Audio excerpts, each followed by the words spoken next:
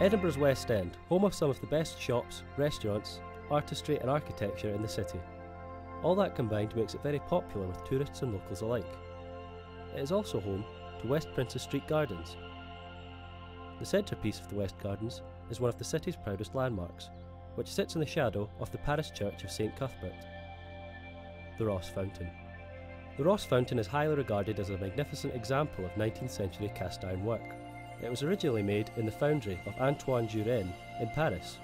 Jurène had the fountain made specifically to be put on show at the Great Exhibition of 1862 in London.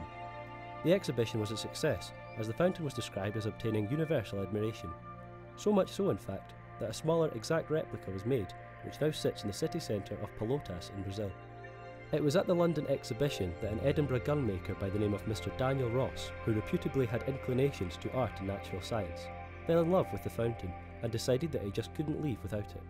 So, after a few years of saving up, he eventually bought the fountain and had it shipped to Leith in 122 pieces in 1869. However, it wasn't erected and fully operational until 1872, a year after Mr. Ross had passed away. The fountain is decorated with a collection of cornucopias, cherubs and mythical creatures. Near the top are 4 female figures depicting science, arts, poetry and industry, seated between semi-circular basins. The figures were sculpted by Jean-Baptiste Jules Clagman. The arrival of the fountain was met with controversy, as some locals felt it was too raunchy.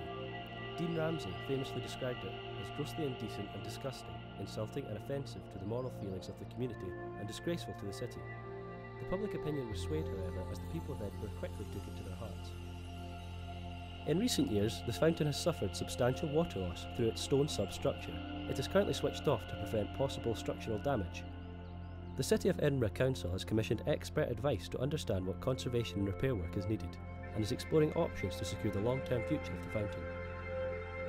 Well, I think it's very, very sad that they can spend hundreds of millions on trams, and that project was a disaster, and something as straightforward as this, they're unable to get straightened out. And I don't see why not.